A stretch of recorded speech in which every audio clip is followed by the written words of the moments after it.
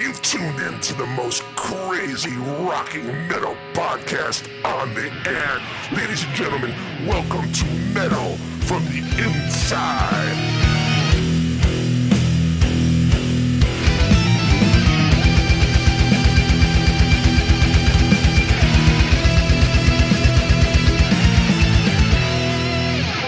On everybody, welcome back to another episode of the Metal from the Inside podcast. I have a very good friend on today, Mr. Ace Von Johnson, a guitarist that many of you all know. He used to play in Faster Pussycat, now the guitar player in LA Guns, and he's done a wide variety of stuff over the course of his career. But Ace and I were actually just talking. I've known him online and stuff for so long, and we have a lot of the same friends, but this is the first time we're actually talking. So it's great to have you on and to finally meet you.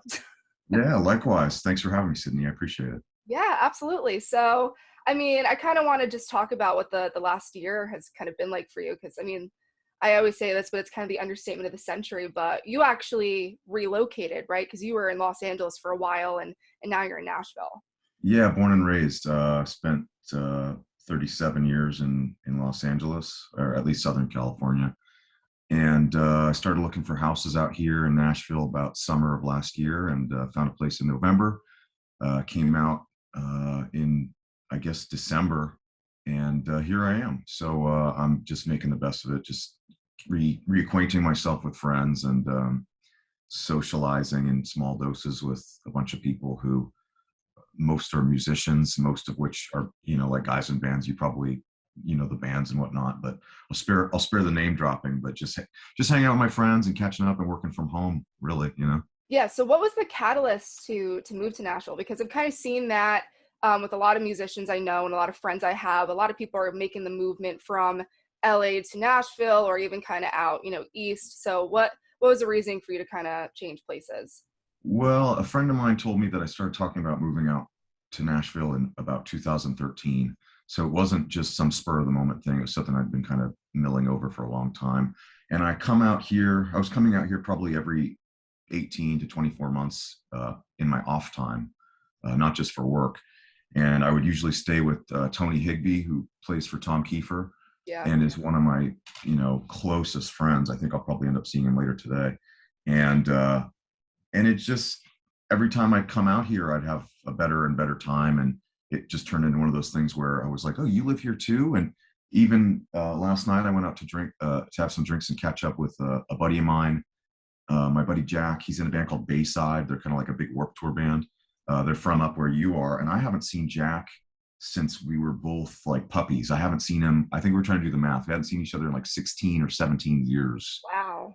And he's right up the street. He's like 3 miles from me. So every time I come out, and it's just an example, but every time I come out here, I was like, oh, you live here too? You live here too? And everybody, and what I like to say is just everybody I know that's in Nashville, whether it's like Chuck Garrick, or I don't even want to go into this whole thing, like this guy and this guy, but everybody I know out here is amazing. Like everybody I know in Nashville or Tennessee area is great. And I can't say the same about Los Angeles.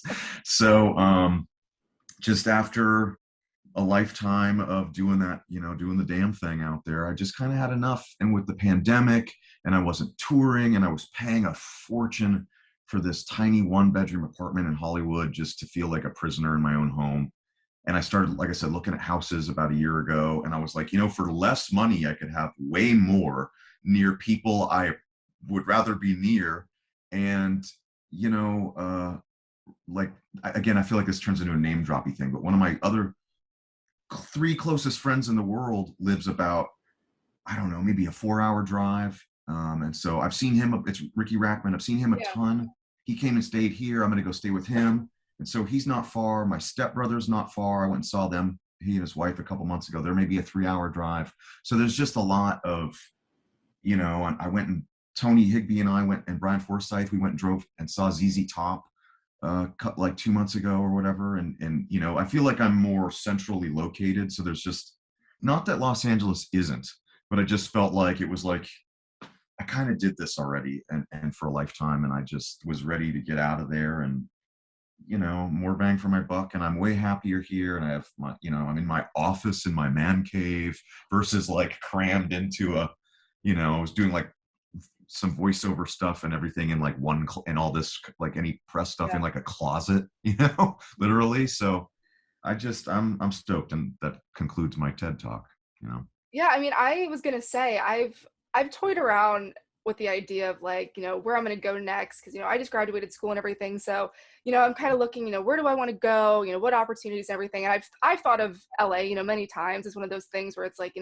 I've always all the bands I've loved are always from Los Angeles, and it's that whole, like scene, and it's cool. And I've heard from a lot of people who actually have lived in LA or do live in LA. They're like, don't do it. They give me like the warning. They're like, don't do it. It's a wonderful place to go and spend like a good 10 days or whatever, or, even a summer. And I say this fully knowing that I've seen it countless times, but like when I say LA, I don't, I mean like Hollywood and that whole circuit. It has a tendency to eat people alive, and I've seen it. And, I was fortunate enough to just grow up there, and it wasn't, I didn't move to LA to make it. It just, I was in a band and I joined another band, And, it's pretty cutthroat. And the sort of joke that I make is everybody's like, hey, nice to meet you. What can you do for me? What can you do for me? And there's just a lot of that. And it's exasperating. It's just, everybody's got, I don't want to poo-poo on my town too much, but a lot of people there just have they just have an agenda.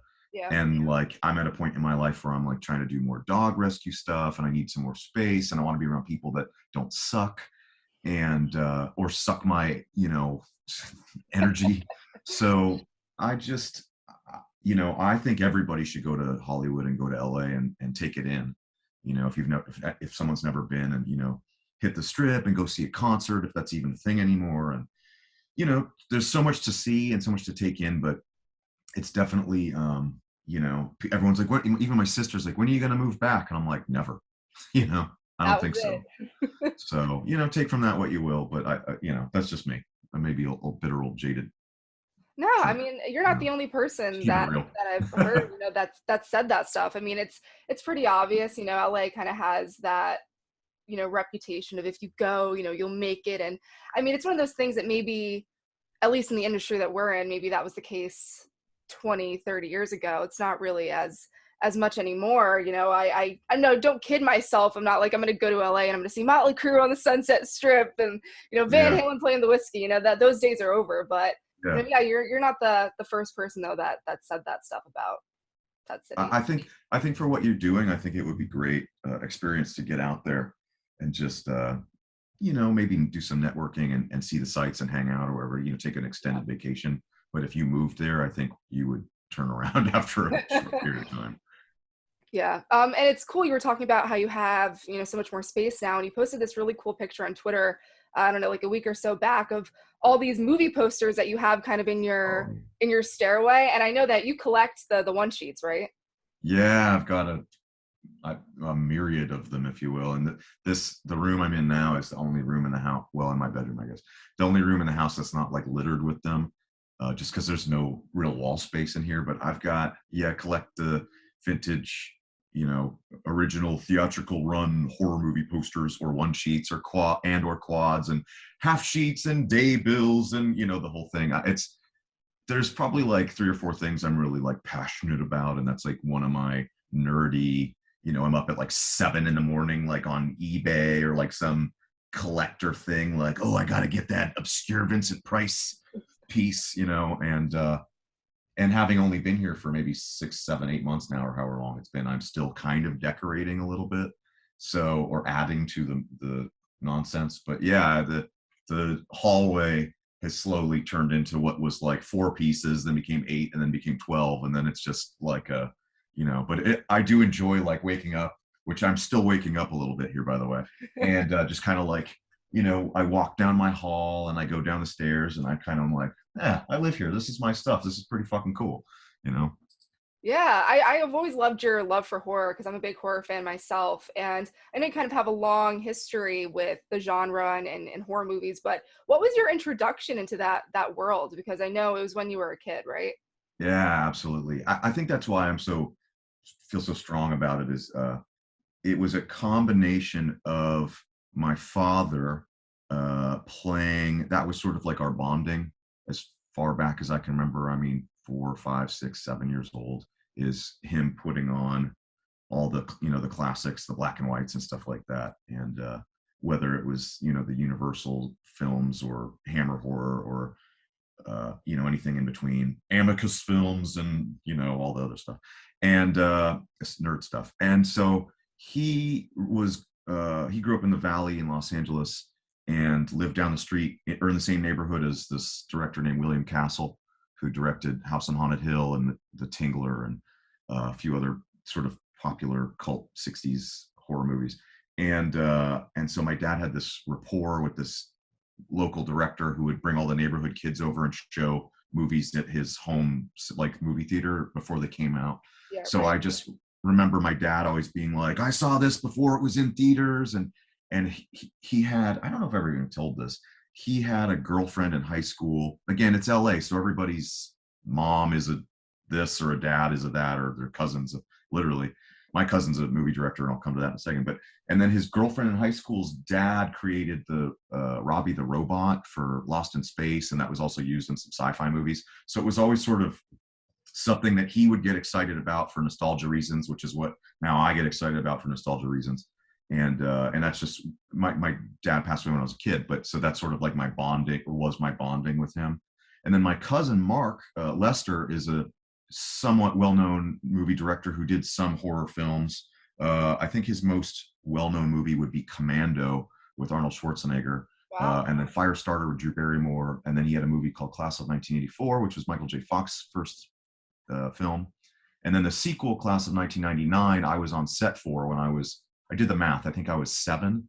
And so there's a scene in that movie that's sort of like the climactic chase, and it's like this Terminator type robot chasing the girl. And I just remember being 6, 7, 8 years old and being like, whoa, this is what I want to, and I wanted to do movie makeup for a long time, like special effects stuff. So anyways, that's what launched my interest into horror movies and that whole thing, and it's just sort of embedded in my DNA now at this point, clearly, literally. What's your favorite horror movie if you had to pick one? I know that's a really hard question, but I think at the end of the day, I think at best I could probably whittle it down to like 3. So that's the best I can do. I'm sorry. Probably, if I had to pick one, just like at the end of the day, if I really had to pick one, it would probably be The Exorcist, because it still scares me. It's still intriguing. It's a close first with second being The Shining, because those are the first 2 movies I saw way too young, thanks Dad, and just scared I can swear, right? Yes, absolutely. I don't know anymore. Not a question. You're good. Scared the poo-poo out of me. Those movies scared the shit out of me. I mean, I remember I was probably in 3rd grade. How old are you in 3rd grade? 8, 9, 10, 12? I don't know. Yeah. Mid elementary school, a little kid. And I saw The Shining. I remember that one. And I had to sleep in my dad's room on the floor because I was like, the naked woman's going to get me, and I love those movies to this day. And I think I put on The Shining maybe like a week ago, and I was just like, God, this movie's like a weird, visceral mind fuck. And those 2, and then my 3rd one, because I said 3, would probably be Creepshow, circa 82. Just because I am a big fan of, like, I sort of do it by like eras. Like I'm like, okay, you get the classic stuff, maybe the mid 70s, maybe 80, whatever you want to call it, since that's now 40 years ago, almost at 50. And then you get into like more contemporary, schlocky, funny, and slashers and that kind of stuff. I mean, like, who's really taking, a guy in a hockey mask that seriously? So, yeah. Anyways, again, that's the topic I'll talk all day about. But yeah, the funny thing about The Exorcist is that when my dad was growing up, one of his friends, his childhood friends, it was either childhood friend or somebody that he knew in high school or college. It was somebody that he hung out with a lot. His mom actually played the mom in The Exorcist. Oh, Ellen Burstyn, I think? Yes. Wow. And they would go over to his house and they would just mercilessly fuck with her and like make like the noises and like running up and down the stairs, all this stuff. And I remember when I was younger and I watched the movie for the first time, my dad, it's like his memory of that movie, because he would always just screw around with his mom, which is pretty hilarious. That's amazing. She's just announced that she's doing some new Exorcist stuff. They're doing like not a reboot, but like a much later continuation slash sequel, I think trilogy or something like that. And she's going to be the only linear character to come through, or whatever you want to call it. Obviously, I don't think Linda Blair will be involved, but yeah, I'm interested to see what develops from that. I mean, you were friends or are friends with Linda Blair, aren't you yourself? Yeah, I consider Linda a friend. She's couldn't be any nicer. There was a couple years, maybe 3 years, where I was doing a bunch of horror movie conventions. It's just like they like to kind of pad them with a lot of pop culture and musicians, etc., even though they're horror cons. And so I've got to befriend a ton of people in that sort of world, which is something as a fan that I'm just super grateful for. But Linda and I met at a convention and ended up sort of making small talk on a flight home. And sorry if I keep looking back because this one's distracting me. And she, ironically, she goes, "Oh, you're the gentleman with the Pitbull," because I had a 8x10 with us. And I said, "Yeah." And we start talking, and I just remember it was like this cute little scene, and she couldn't get her bag in the overhead, so I was like, I got it, and I put her bag in there. And she had an assistant, and she kindly requested that we switch seats so that she could sit with me, and she put her assistant in my seat, and we sat for, I don't know what it was, a 3-hour flight or something like that, the whole way, and talked about the plight of the pit bull and dog rescue, advocacy, and all this stuff. And she's got her own rescue foundation, a group called Linda Blair's World Heart Foundation, and it's a little bit of a mouthful, but she does a ton of great work, and she's kind of just devoted herself to that, I think. And so periodically I'll get a text from her. It's usually like at some absurd time in the morning, as you do, and something about Pitbull stuff. And I just couldn't think, I just think, I'm trying to spit this out. I think the world of her. Sidebar, she also happens to be the star of one of my all-time favorite horror movies. But yeah, so she's great. If you get the chance to meet her ever, just know that she's awesome. Yeah, that's incredible. I mean, it's funny because, you think Linda Blair, from The Exorcist, probably the last person that you would think would have like a Pitbull Rescue Foundation, but that's amazing. I had no idea that she was into that. Yeah, it's her rescue group. It's not specifically just pit bulls, but it's definitely, she leans pit bull heavy just because there's so much don't do that. There's so much she's chewing on herself. There's just so many of them that just need help. Let's just leave it at that. But yeah. If you go to shelters across the country, it's predominantly pit bulls. So it's easy to sort of lean in that direction once you get sort of entrenched into the kind of rescue scene. There's only so many border collies and other types of dogs. It's mostly pit bull mixes and stuff like that. Anyways, yeah. Yeah, I mean, I used to volunteer back when I lived in New York. There was this, no-kill animal shelter. It's called Pets Alive. I don't know if you've ever heard of it in your... Yeah. Yeah, it was in my hometown, and so I volunteer there all the time. And, I've definitely gotten in my fair share of fights on Twitter about pit bulls, and there are times where it's just so frustrating. That there's nothing that you can say to these people. They're just like the trolls. You got the trolls for everything, right? But the Pitbull trolls, everything. I don't know if you saw it, actually. It was probably like 2 hours ago. I posted a snippet of a conversation today on my story on Instagram, so I don't really post on there very often. And it said something like, if you don't like pit bulls, fuck you, kind of thing, or something like that. But it was my buddy Chris. I'll just throw him under the bus.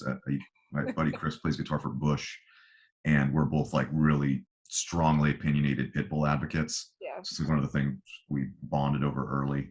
And I'm pretty, people are like, "Oh, I don't like horror movies." I'm like, "That's cool." People are like, "Oh, I don't like tattoos." I'm like, "That's cool." People are like, "I don't like pit bulls." I'm like, "Fuck you." It's like, that's a deal breaker.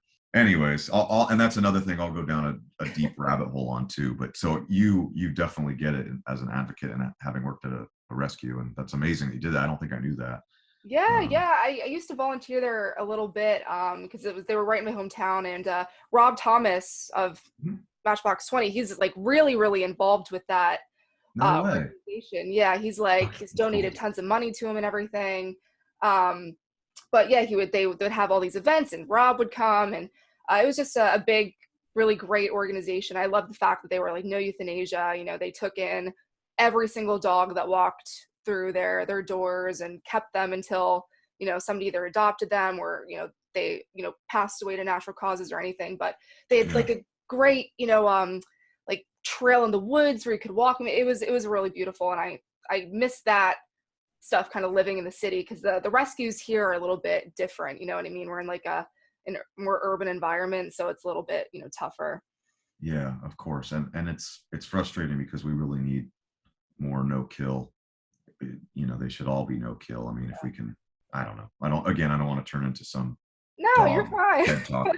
But yeah, we definitely need a lot more no kill shelters, especially major cities, especially Southern California. They really were pushing this whole NKLA agenda for a while, and they got some shelters to kind of flip over. It just doesn't make sense to euthanize pets, not just dogs, but any healthy.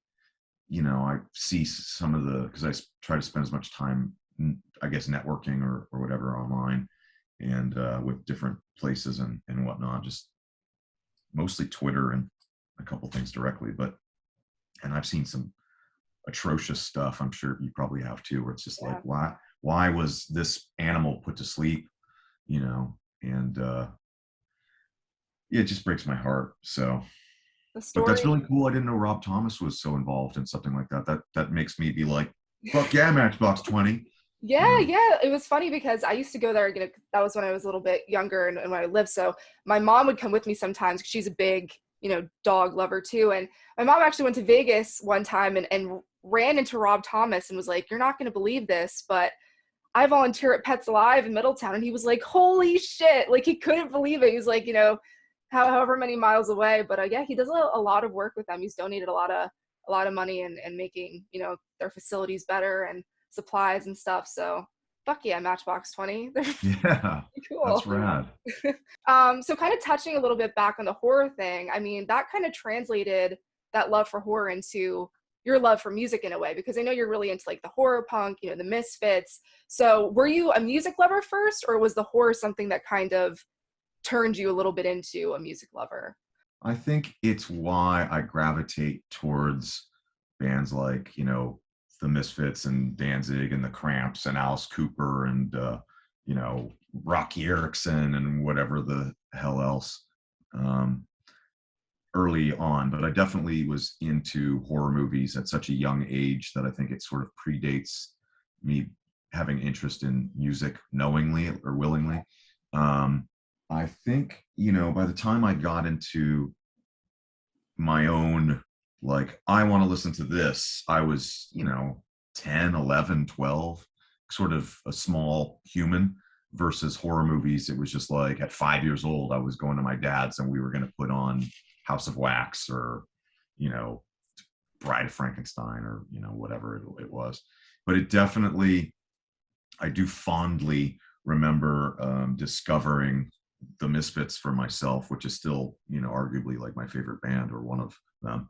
And I was really into, I'm trying to do the math here. It would have been the early 90s and I was like 11 and I was really into Metallica because everywhere you went, it was Metallica. It was like, on the heels of the Black album. Right. And it was just, they were everywhere. And somebody for a birthday got me a coffee table book on Metallica.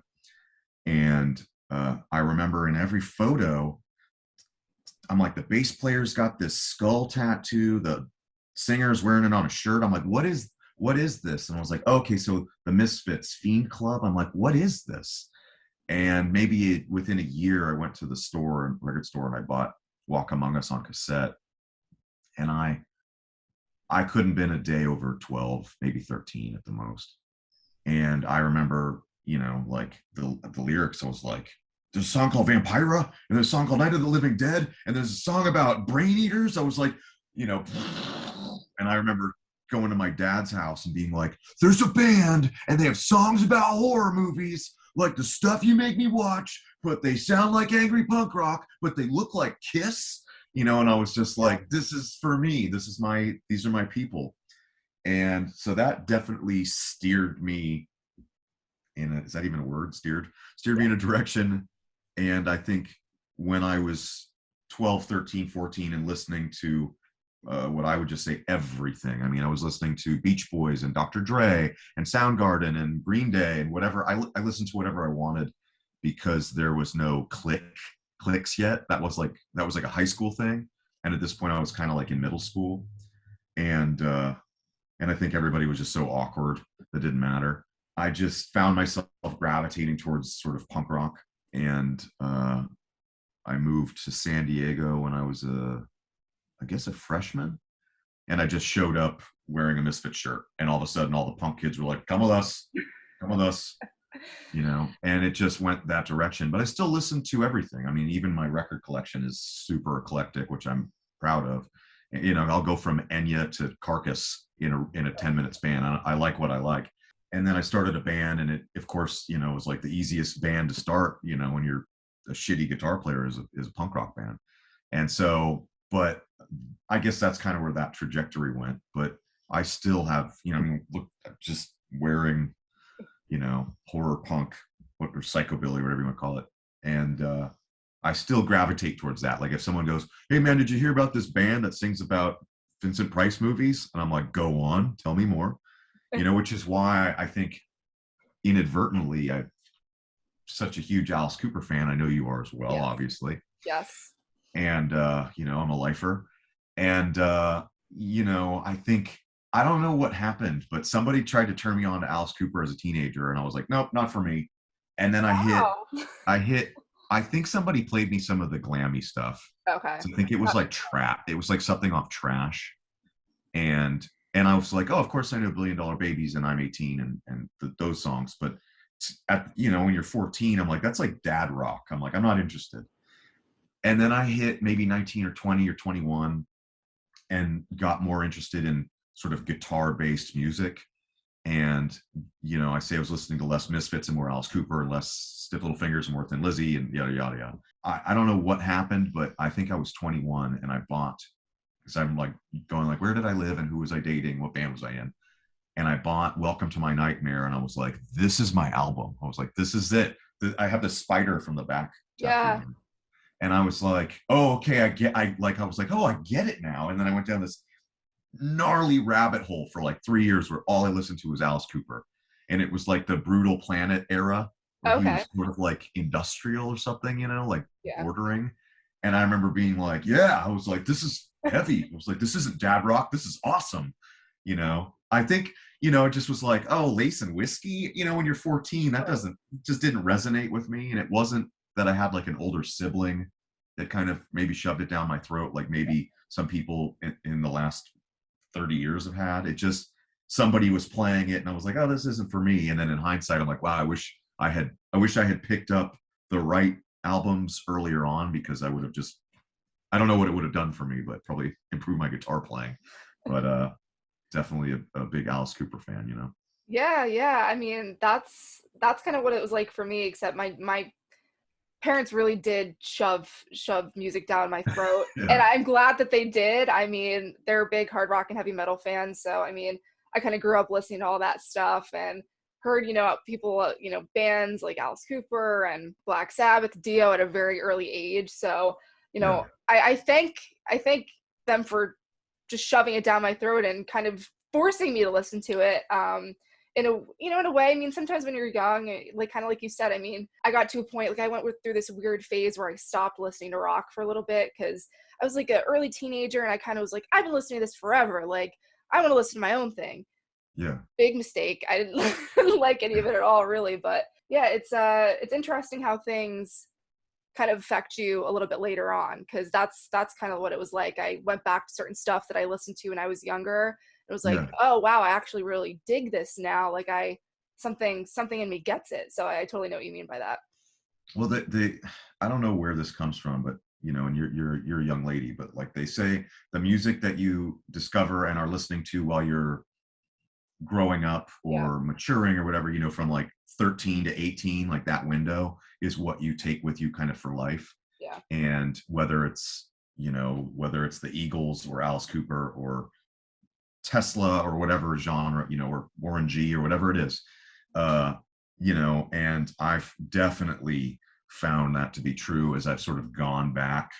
Even last night at like 5 a.m, I'm like online, like buying, $10 records of like, I can't believe I don't have She's So Unusual from Cyndi Lauper. That's critical listening. I love that on cassette when I was 10. I need it now, and so all the stuff that I listen to on the reg is predominantly the same stuff that I listen to from like 12 to 19, Right.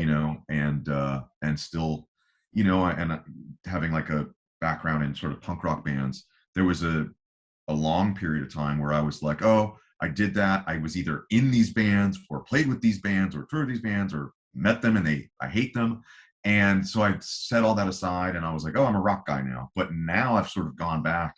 It's almost not that it ever wasn't in vogue, but I feel like it's almost maybe in the last 10 years, I feel like there's more of an acceptance amongst my peers, maybe, to be like, oh, I like GBH, but I also like, Eminem, and so I've sort of gone back and been like, what were the records that I was listening to? Because as I collect vinyl, clearly there's a Yeah. whole slew of it back there. Me too. But I see yours.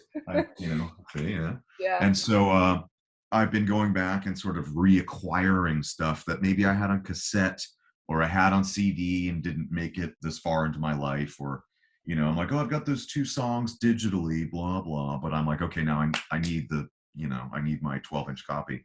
Right. So I don't even know where I'm going with this, but yeah. So punk rock, heavy metal, it's all good. What did you think of the bands that you eventually became a part of when you were listening? Because I mean, now you're in LA Guns, you were in Faster Pussycat, that kind of 80s glam metal, if you will, esque Yeah. music. I mean, were you a fan of that? Did you think at the time it wasn't really for you? I think it's I think it's known now, but no, I wasn't a fan. Not because I missed this era of music by probably maybe 3 years or Right. so. I mean, by the time I was buying records, I mentioned my buddy who's in Bush earlier. One of the first records I ever bought with my own money was the debut Bush record, 16 Stone. So I'm thinking like 94. So I would have been 11. It was right. It was So, right past when all that stuff was just kind of. yeah, I think if I was 3, 4, 5 years older, I probably would have got it. And so I missed all that. I remember watching MTV, and I remember seeing Rackman on Headbangers Ball, and I remember seeing Motley Crue videos and Billy Idol videos, and being like, these. I always thought everyone looked cool, but like maybe the music just didn't really register. Right. And by the time I got into music, it was sort of like I don't want to say grunge, but it was like alternative era. So Metallica was still cool. I remember I waited in line to buy Load, which I'm a big fan of that record, and for sentimental reasons. And so I missed all that stuff, and I was aware of those bands.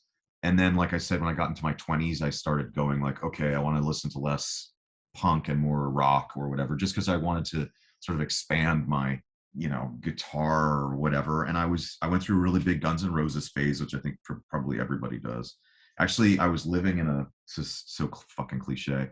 I was living in a rehearsal space in North Hollywood, which is a studio that probably a ton of famous bands have probably been in and out of. But I was literally living in a room, like probably small, probably about the size of my office here, and on a couch. And all I had was like my laptop and like 8 DVDs, and 2 of them were the Use Your Illusion tour DVDs. So I just was like, I'm going to learn every song on here, and if it kills me, And sorry, the dog is looking out the window. Oh, she's so precious. I love her. That makes 2 of us. That's like her TV. So, but anytime she's captivated by something out there, I'm always like, well, what is it? What's going on out there? Yeah, I have a front door and my little puppy. I have like an 8-month-old puppy right now. And what kind of puppy? He's a Cairn Terrier and a Scottish Terrier mix. It's gonna be a handful. Yeah, she's a little monster. I call her, she's a menace. That's my nickname for her. But we have a front door that faces out into the street, and I don't live in like a super busy part of the city, but Yeah, enough, people walk by, cars are always going by. yeah. And so that's her spot too. So it's like Just completely, I totally keeping get it. keeping an eye on everything. But Uh, continue. I didn't mean to interrupt. oh no, it's okay. The dogs take precedence anyhow. I already totally lost my train of thought. Oh, so it's punk rock or Guns N' uh, Roses, we were at. oh yeah, and then LA Guns and Fast Pussycat. So by default, like I knew of LA Guns and Faster Pussycat, and I think I bought the first Pussycat album and the first LA Guns record. I was probably like 23, 24, and then ended up in a band with Chad Stewart, who's in Faster Pussycat, who at the time was in both. He was doing Tracy's version of LA Guns, I think, at the time. So I remember kind of being like, oh, I'm running in the same circle with these people, and which was probably about 2 years before joining Pussycat. But I didn't grow up listening to them. It's no secret. And a lot of these bands, especially the sort of third and fourth and fifth and eighth tier bands, I didn't discover until, people were like, what's your favorite Tora album? And I'm like, I don't know. I'm sorry. But I tell you all about, Green Day's discography or Right. what year the Misfits formed or something stupid. But, I just didn't get into that. And on top of that, my older sister, my older half sister, who I didn't ever live with, so I don't think there was really a heavy influence, but what little she had was punk rock. She was the one that like 10, 11 years old, she goes, here's some Social Distortion, The Damned, and the Ramones. Take this and go, And so she was never into that stuff either. She was apparently a punk rocker. So in her day. So, but it's obviously become the thing I've grown to respect. I mean, I just bought recently the first Enough's Enough record, which I think is fantastic. And a lot of these bands have grown on me. I'm a huge Cinderella fan. Yeah. And, we, just lost Jeff LaBar. And, so a lot of these bands now are stuff I listen to. But again, it wasn't the kind of thing I grew up with. Right. Now, I'm not 100% familiar with what the story is of you joining the band, because I know that, of course, you kind of came in post their, Phil and Tracy's kind of reunion, if you will, in 2017. It was kind of after that era and before the next record that had come out, The Devil You Know. But what was the story of you getting into the band? How did Tracy contact you or Phil, that kind of whole thing? I mean, the easiest way to word it is that I was courted. And I don't think I'm talking out of turn with any of this, but choose my wording carefully. Their manager, my manager, Scott Ludwig, reached out to me at one point and was like, hey, I usually, hey, it's Scotty here. I was wondering, what are you doing in 3 weeks? I like to do that. And I just was like, I don't think it's for me. But anytime anything comes up like that, you thank you for considering me. And, it's humbling. And I was talking about this last night with my buddy Jack. I said, I was in this 9-year marriage, if you will, and I didn't really want to stray from my marriage and try something on the side and have it not work out and it fuck up my marriage. And I was so because I was in Pussycat for just shy of 10 years. Yeah. And so a long time. And it's almost like I think people don't realize how long 10 years is in one band. And especially that one.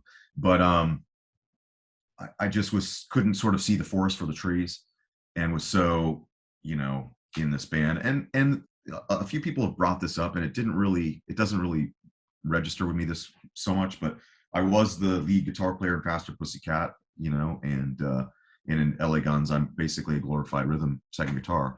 And so it didn't really bother me sort of stepping down, if you will, because obviously Tracy Guns is a complete legend and it's his band. It's literally his namesake. And so my ego in that respect was never a factor. It was just sort of like I didn't want to deviate from what I was comfortable and knew. And they contacted me, I think, 3 times over the course of let's call it 6-8 months. And I just was like, thank you, but no thank you. And I was going through, we did a 2-month tour with Pussycat, I think 2018, that makes sense, summer. And I was just sort of going through some personal stuff and all this nonsense. And they called and said, hey, we need, it's us again.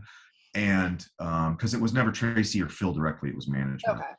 And and then Scotty, our manager, and Phil Lewis came to a show in Vegas and basically sat me down in the dressing room and were like, look, we think you're the guy. We see what you add to Faster Pussycat. We respect you. The phrase was, we think you're going to help us sell tickets and we want you in this band. And I was just like, wow, like nobody talks, no one's like that. No one treats me like that over here. And so, it was nice to be validated by somebody else. And so I came home from one tour and they wanted me to go out with them to Europe 3 days later. And I just was like, I can't do it. I just can't. And so they brought in Adam Hamilton, who's sort of like our secret weapon within the band, who's been in and out of LA Guns over the last 15 years. He also engineers and co-produces a bunch of this stuff, including the upcoming record. And so he did the tour and they came home and we got together and we got in a room and we had 3 days of rehearsal scheduled and we went through the set maybe 2 or 3 times. And Tracy was like, you don't need to come in the next 2 days, do you? And I said, I don't, I'm good if you're good. And he was like, no, you got it, man. And so that was it. And I went out with them. We did like a 2-week tour. And I remember pulling Johnny Martin, our bass player, aside. I said, is this how it always is? And he said, what do you mean? I said, nobody's yelling or drunk or being rude or whatever. I don't want to, And he was like, no, it's always like this. And I said, I'm having a really good time. He said, yeah. And, Phil and I would go in the back lounge and drink a bottle of wine and talk about when he saw Generation X at the Marquee Club in 78 and, the Damned in 80 and just, Motorhead and all these things. And Tracy would, hey, do you want to, like, I've got a Tracy guitar. He says, you want to take this guitar, here, play with it, just borrow, here's some gear, come over to my house, it's barbecue. And I was like, wow, what a different environment this is. And so I did both for about a year where it worked. And then at about a year in roughly 2 years ago, 2019, they had a summer tour and I just called Tammy. Probably I gave him about a 3-month heads up. And I just said, hey, Bubba, I can't do this summer tour. I've got prior commitments with Guns. And I said, but I'm happy to pick someone I think would be great for you guys. And, good for you mentally speaking, with his sobriety. And I brought in Sam Bam Colton and basically, and I never left LA Guns and he never left Faster Pussycat. And it's sort of inadvertently worked out for both of us. So, and I'm super proud of that kid and he's doing a great job with Pussycat. He's the best guitar player that band's ever had or probably ever will have. And very talented and, up and coming. I tell everybody, I even said this last night, I said, he's going to be the next Jerry Cantrell. And because that's like his favorite guy. But anyways, yeah, so it just worked out and that's how I joined and they just never, I just kept showing up, so here I am. How has it been writing with Tracy? Because like you kind of said, you guys have all become good friends. He's kind of a legend now in his own right. So, I mean, you guys did the last record, you're working on this next record that's coming out this November. So how has it just been writing with them and kind of getting creative with them? Easy, but also at the same time, not traditional because we did it all remotely, if you will. Right. I prefer, if I had my druthers, I would be in a room and it's like you, me, the drummer, the saxophone guy. I want to get in a room and write and hash it out, or at least with another person. And so we did it all, oh, I got an email, you know what I mean? So, just in general, that's not my preferred writing style, but I submitted a couple songs and they ended up, I think 2, I don't know. And then, I'd get sent something and I would just add like, hey, this bridge section is just these chords. What if I take that out and add this oeuvre to it or whatever? And and or come up with harmony parts or whatever, and I'd send them, and some of them made the record and some of them didn't. So it was easy. It was no, at no point was there any weirdness or we hate what you did or whatever. And they obviously allowed me to submit music. And one of the songs, I probably shouldn't say it, but it was written for somebody. It was written for another artist, and it just turned into the kind of thing where when we were talking about this album, I said, I've got these 3 songs. And Tracy was like, text them to me. I was like, okay. So easy, fairly easy. And I like that, although Faster Pussycat is now slowly releasing things bit by bit, being in that band for 10 years and not having at least one album out or even an EP or anything was made me somebody's doing wheelies down the road. It was a little disappointing. And so and even though I played on the single that Tammy just put out to some degree, I've been in Elegance for 3 years. I'm on, I got my second album coming out at the end of the year, and an EP, and a single, and whatever else, and so it's nice to be a part of an outfit that is regularly releasing new music, or like the live album or whatever, anything, so from a creative standpoint, I think anybody would understand that.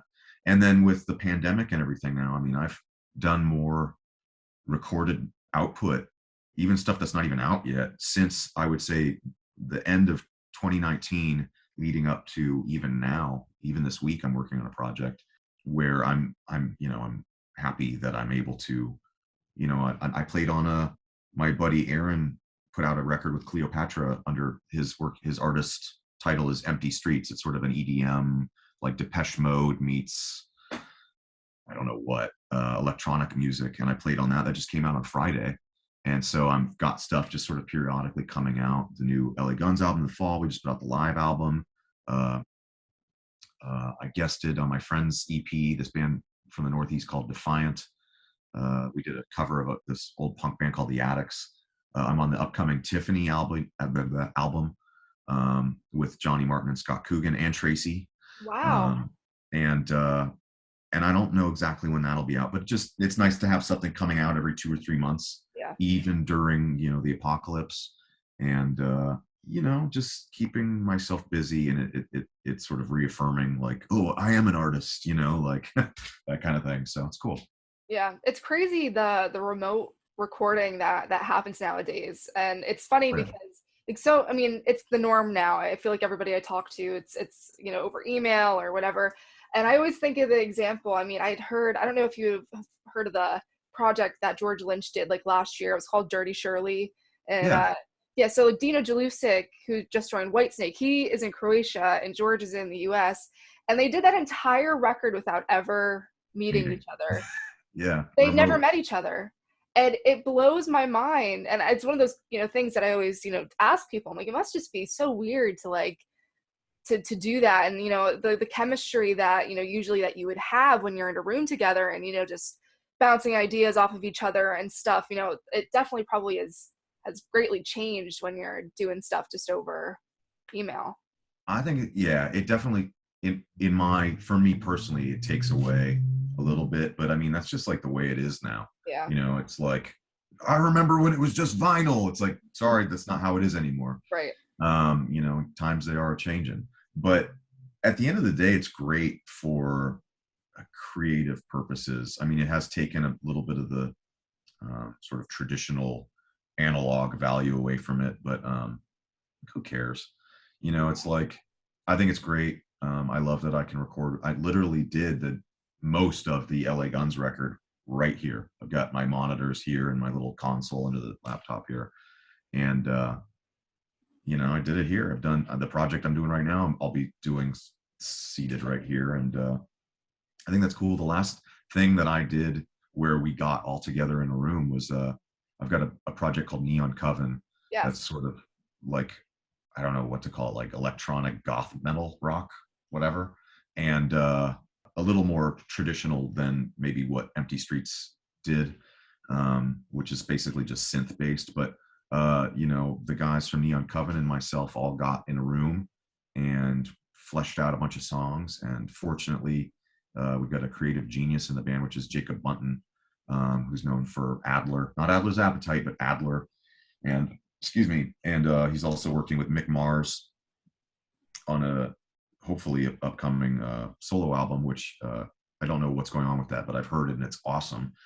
And so he's singing for that. And then he's also a producer and ghostwriter, and he does all this stuff. But Jacob and the guys in Neon Coven, I mean, we get in a room, and I mean, I think we got together several times. In each session, we were like pumping out 3 songs. So, and Jacob would take something and put his cans on, and he'd be like, all right, song's done, you know. And we're like, oh, okay, that was easy, because that's what he does. Right. So he makes it look effortless. But that was the last time. I guess that would have been March or April. It was like right at the tip of the Armageddon here of the pandemic. And because most of that band at the time was Hollywood based, or at least adjacent. I think my singer was 1 mile that way, and Jacob was a half a mile down the road on Vine. So we would like walk and meet at a coffee shop in the middle. And anyways, so yeah, so that was always fun to just get in a room and, you know, I've got this riff.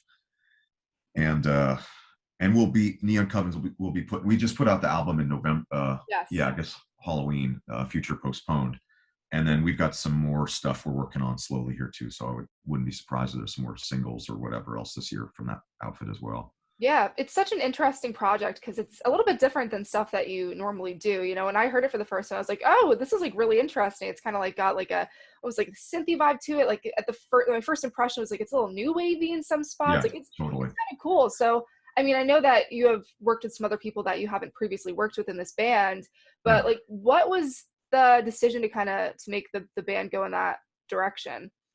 My singer, Anthony, and Jacob Bunton, who sort of plays everything almost guy, and myself, we repeatedly were together on a Monsters of Rock cruise together.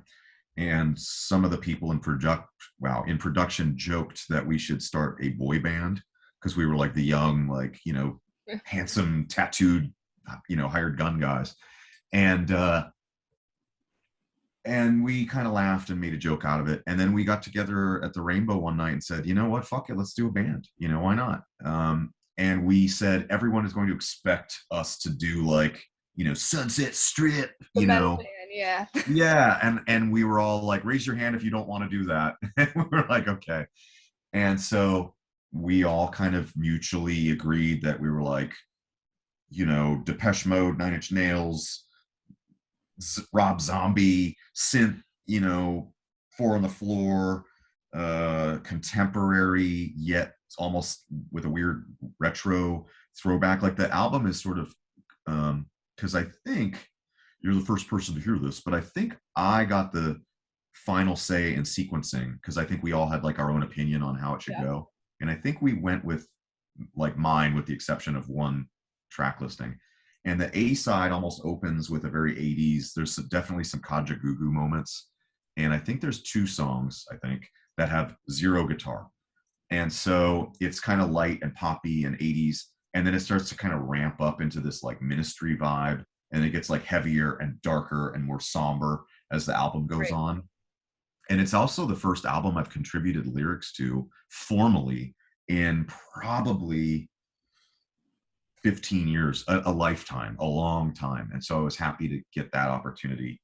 And I prefer the B-side of the album just because it's a little more typo negative and rock or whatever. And we re-released a series of singles, and one of my 3 contributions to the album, a track called Dead to Me, ended up, which I think is probably arguably the heaviest song on the record, ended up getting the most terrestrial radio play and added to a bevy of what's the thing now, Spotify playlists and all this stuff. And it's sort of the most like Rob Zombie type song. And it, you know, and I'm kind of, I guess, proud of that it got that much attention. And the guitar solo in it, I literally was laughing while we were doing it, and we were all just laughing. And it was a one take, I think, with like an edit in the middle, and that was it. But we were like, it was so absurd that it had to go on the record. And so I enjoyed that. But it's a really cool project. I'm glad that it's like anything I do that's, I guess, sort of outside of the norm, like the Empty Streets thing, you know, the EDM or the upcoming Tiffany album, or I'm trying to think what else I've done recently, where if it's not just like what you would expect, I think the better for me. I like expanding beyond just maybe what people would expect a guy from Faster Pussycat or LA Guns to do. Right. Now, do you have any plans, or does the band have any plans to do shows for Neon Coven in the future? I mean, obviously, I'm talking post whatever the hell is going to happen this fall. That's just, I'm trying not to think about it, but in a perfect world, maybe next year, or once we get kind of back to continuous live shows, is there any plans to do some stuff with them? Yeah, I mean, we've been offered a few things. I wouldn't be surprised if, depending on the climate, if we did something in October, maybe. But it's one of those things where with social media, people are like, "Go on tour, come to Kentucky, come to Florida," and it's like, it's just not that kind of band. It's really, I'm sure some members will frown upon this, but it's really just a studio project. And we've done it. Maybe we did a streaming show last year, which was great, and we did a show at the Whiskey just before COVID, and we've done a couple like 5-song, 3-song jam night event things. So we've gotten on stage a few times as collectively as a band, but I'm not eager to tour or get on stage or anything at this moment, and especially with something like that where it's so much sort of work would go into it, where it's just easier for us to just email files and see you when I see you. But I'm sure within the year or so there'll be at least a Neon Coven show or 3. So time will tell, that kind of thing. Yeah, I have my fingers crossed. I have a lot of shows planned for the fall, and I'm seeing the cancellations starting to roll in, and it's just like not again. I don't want to do this again. Very upsetting. Yeah, there's a bunch of stuff I want to see and a bunch of stuff I want to do, and I'm just kind of holding on tight here personally. I can only speak for myself, but hopefully, I think I saw an announcement from a band I like today, and they said, if you're not, you have to show proof of vaccine or a negative test to come to our show. And of course there's a bunch of people, and I was like, hey man, it's their show. Yeah. And without politicizing it, which is I guess hard to do today, if I'm in Iron Maiden, or I'm in Metallica, or I'm in Kesha's band, and my boss or management or the artist or the band says this is what we're doing because we feel it's for the best for our audience or the best for our health or whatever, then you can either do it or you cannot come to the show. But the flip side is having no shows. So what are you gonna do? That's what I always go back to. It's like, to me at this point, it's not even like a political thing. I mean, it's one of those things where if you want the freedom to choose whether or not you want to get it, then businesses have the freedom to choose whether or not they want to let you in, whether or not they want you in the show. And it's hard because we also, not just us, but everybody, most bands, we have a lot of people on sort of both sides of the coin that are sort of in the audience, fan base wise. Yeah. And, I'm not, I dialed back my political jargon on Twitter about a year ago, maybe longer. And, it's not my place to tell anybody who to vote for, or how to treat their body, or what they can or can't do, or what the fuck ever. But at the end of the day, if I want to go back on tour and you want your favorite artists to make a living still, these are probably the steps that need to be taken in order for that to happen. And, I can have my own opinion on it. I didn't post about it, blah, blah, blah, but I'm vaccinated because it's just that I also didn't post online when I got a doctor with his finger in my butt either, and it's just personal health. Yeah. That's me. That's my business. And so, by the way, tell that doctor I said he owes me a dinner. But, it just, I think that's what is the best thing under the circumstances. And so, I wasn't, eager to do it either. I'll just say that. And so, but I want to go back on tour. Yeah. So, and I have a feeling that by come January, it's going to be probably a mandatory thing. So, and you can politicize it or tinfoil hat it or question it all day long. And I'm not here to disagree or agree with anybody, but at the end of the day, it's like, you know, I walk around my house barefoot, but if I want to go into 7-Eleven, I have to wear shoes. So, Right. you know, It's just how it is. It's just how it is.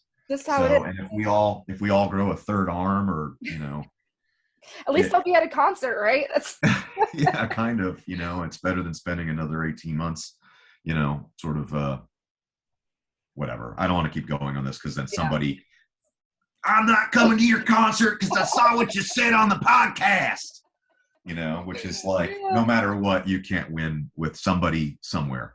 So I think just bottom of the line, like, music fans want music back. They want live music back. And, you know, I think that a lot of people don't fully understand how just devastating this year was for literally anybody who works in the entertainment industry, the music industry, and that if we have another year like this year, the venues that people love, the bands that people love, they're gonna go away. They're gonna go away. There's a lot of things behind closed doors that the average fan isn't privy to, that maybe someone like yourself or myself or guy in a band or manager guy are aware of. And there are so many venues that closed, or maybe smaller bands that broke up, or, you know, people that are having to prioritize maybe their family or their home life, or retire from touring or whatever. And the longer this goes on, that's going to increase exponentially. And you're going to see, and by the time, if and when there is any sort of normalcy again, whenever and whatever that may be, there's going to be a lot less of everything. So it's like, you may hate you know, I don't agree with it. Well, okay, then don't go to the show. Don't do it. Do whatever you want. But you can't subject, you know, whatever it is, movie theaters or bands or comedians or whatever, to, you know, what we're just supposed to just shrivel up and die because you don't agree with some. You know, what about the people that do agree? You know, what if, you know, there's still those people that, you know, they're like, I got vaccinated, I want to go to a concert, or whatever it is. Yeah. You know, I agree to wear shoes, I want to go to a concert, you know. So it's the, you know, what is it, small victories, I guess. And there's some shows in the fall I'm looking forward to going to, and I hope they happen, you know. And if I gotta pull out my little got it on my phone now, but like a picture that says I'm healthy or whatever the fuck it is, then I will, because I want to go to the concert. Right. So anyways, I already know this is going to come back and bite me in the ass. So I'm going to quickly steer away. I'll make it look good. Don't worry about it. Perfect. Oh, well, I don't want to keep you for too much longer, but this was so much fun. Thank you so much for coming on and joining me. And yeah, excited to hear the record that's coming out in November. So everybody, Checkered Past. Checkered Past, LA Gun's going to be available this November. And stay tuned. You can follow Ace. I know he has a plethora of social media that he's active on. He's always keeping people updated with what he's doing, new projects, you know, album release dates and all that stuff. So feel free to follow him and stay tuned. But thank you so much. This was such a blast. Yeah, thanks for having me. I had a blast.